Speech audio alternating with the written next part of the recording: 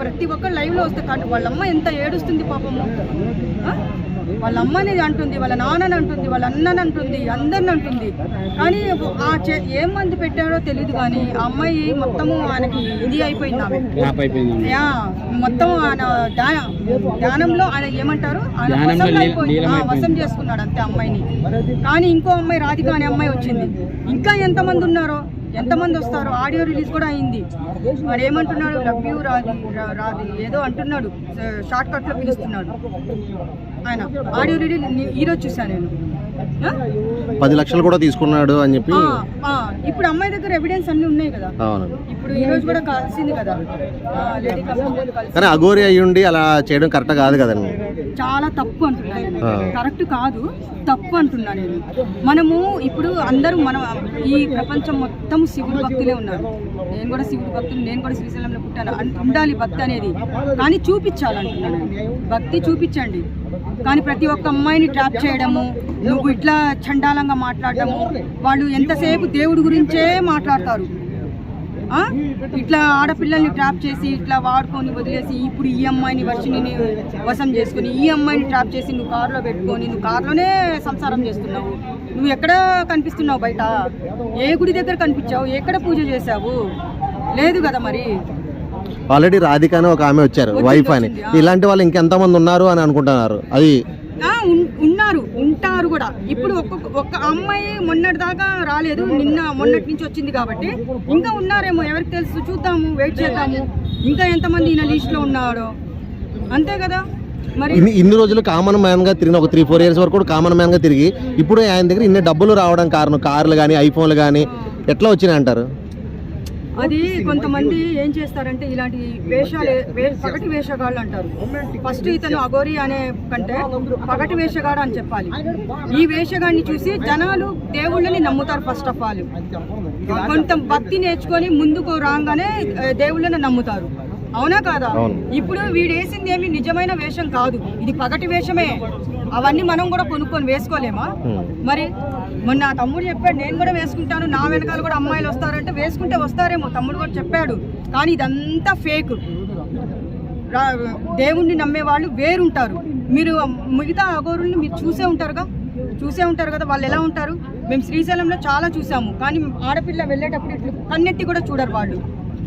ఇలాంటి అఘోరుల వల్ల అలాంటి అది నిజంగా అఘోరీలు కూడా బ్యాడ్ నేమే కదా. అంతే. ఇప్పుడు వాళ్ళు ఎంత నిష్ఠుగా పూజలు చేసే వాళ్ళకు కూడా ఇలాంటి వాడి వల్ల చెడ్డ పేరు వస్తుంది. కానీ ఇప్పటికైనా తెలుసుకొని ఈ అమ్మాయికి బుద్ధి రావాలి, వాడిని అరెస్ట్ చేయాలి. అంటే బిగ్ బాస్ లో కూడా వస్తున్నారంట. ఎందుకు రాణిస్తారు? బిగ్ బాస్ లోకి ఎందుకు రాణిస్తారు? నాగార్జున గారు ఇంత మనమంతా సపోర్ట్ చేసి మాట్లాడుతున్నాం కాబట్టి నాగార్జున గారు రానివ్వరు. ఒకవేళ లేదు ఆయన బాలకృష్ణ గారు చూసినా గానీ ఆయన కూడా రాజకీయంలో చూస్తున్నారు కాబట్టి రానివ్వరు. ఆయన బిగ్ బాస్ లో మాత్రం ఛాన్స్ ఇచ్చారంటే బిగ్ బాస్ మొత్తం ఆడపిల్లలందరినీ వశం చేసుకుంటారు.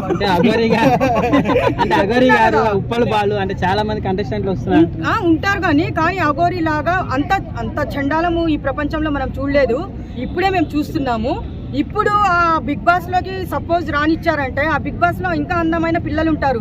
ఇంకా ఏం మందు పెట్టుకొని వస్తాడో అక్కడ వంటలు చేస్తారు, తింటారు. అందరినీ వశం, బయటకు వచ్చేలోపు అందరినీ వశం చేసుకుంటాడు వాడు. అందుకే బిగ్ బాస్ హౌస్ లోకి ఛాన్స్ ఇవ్వకూడదు అని చెప్పి పోలీసులు గానీ హిందూ సంఘాలు గానీ చర్యలు ఏమైనా తీసుకోవాలి. తీసుకుంటారు కాదు, తీసుకోవాలి. ఎందుకంటే ఫస్ట్ ఇది చాలా వరకు పోతుంది నాకు తెలిసి.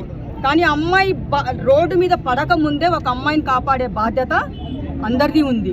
పోలీసులది కానీ, పోలీస్ డిపార్ట్మెంట్ కానీ, రాజకీయ నాయకులు అందరికీ. ఇష్ట ప్రకారం వెళ్తే ఏదైనా భక్తి చూపించాలి. ఇలాంటి చండాలం చేయకూడదు. మీరు చూసారా పూజలు చేసింది? లేదు కదా. కారులోనే ఉంటున్నారు వాళ్ళు, కారులోనే లైవ్ ఇస్తున్నారు. ఆ కుక్క పిల్లని ఒక సంకలో వేసుకుంటారు, కారులో లైవ్ ఇస్తారు. ఎక్కడన్నా బయట నిలబడి ఎక్కడన్నా పెళ్లిది ఒకటే రివీల్ చేశారు, అదొక్కటే చూసాం మనము. అది కూడా జనాలు చూడడానికి నమ్మకము 2 సార్లు చేసుకున్నారు. కాదా మేడం, మీ ముందరికి వచ్చి వాళ్ళు నిలబడితే ఏం చేస్తారు మీరు? ఎవరిని? అఘోరి వాళ్ళిద్దరు వచ్చి మీ ముందు నిలబడితే మీరు ఏమంటారు? నేను ఏమంటాను, నాకు వచ్చే కోపం మీద మీరు తప్పు అనుకుంటున్నారో రైట్ అనుకుంటున్నారో, నేనైతే ఒక ఆడపిల్లగా నాకు వీడియోలో ఫోన్లో చూస్తుంటేనే ఫోనే పగలగొట్టాలనిపిస్తుంది. కానీ నా ఫోన్ కదా అది, వాడేమో ఎట్లనే సావని నా ఫోన్ కదా, మిగతా ఫోన్ లో కనిపిస్తాడు కదా వాడు, చంపాలనిపిస్తుంది. కానీ ఆ అమ్మాయికి మాత్రము ఇంకా ఎక్కడ 100 మందిలో నిలదీసి 1000 మందిలో నిలదీసి చీ మీ అమ్మ నాన్న కని పెంచి ఇంత పెద్ద చేసి ఇంత ఏడిపిస్తున్నావు, నువ్వు సర్వనాశనం అయిపోతావు, నువ్వు సర్వనాశనం అయిపోతుంది. అఘోరి మొదటి భార్య రాధిక ఆల్రెడీ కేసు వచ్చింది. ఇంకా ఎంతమంది ఉన్నారో తెలియదు కదా, ఒక్కొక్కరు వస్తారు కదా. వాడు ఏం మందు ఏం మాయ చేస్తున్నాడో తెలియదు కదా. అదే నా చేతికి దొరుకుంటే వాడిని మర్డర్ చేసి పాతి పెట్టేదాన్ని నేను. కానీ ఇంకా వేరే వాళ్ళు అఘోరులు ఉంటారు, వాళ్ళకి చెడ్డ పేరు తీసుకొని వస్తున్నాడు వాడు. చెడ్డ పేరు వస్తుంది, నేను చెప్తున్నా కదా. అలా రావద్దు. ఎంతైనా శివుడు భక్తులు చాలా నిష్ఠగా ఉంటారు, చాలా పవిత్రంగా ఉంటారు వాళ్ళు. నువ్వేం చేస్తున్నావు? నువ్వు అవన్నీ కొనుక్కొని వచ్చి ముఖానికి అది సున్నం రాసుకొని ఎద్దవాడు అన్ని ఏదో పాన్స్ పౌడరో తొక్కల పౌడరో రాసుకొని నువ్వు అమ్మాయిని ట్రాప్ చేస్తావా? ఇది ఎంతవరకు న్యాయం చెప్పండి.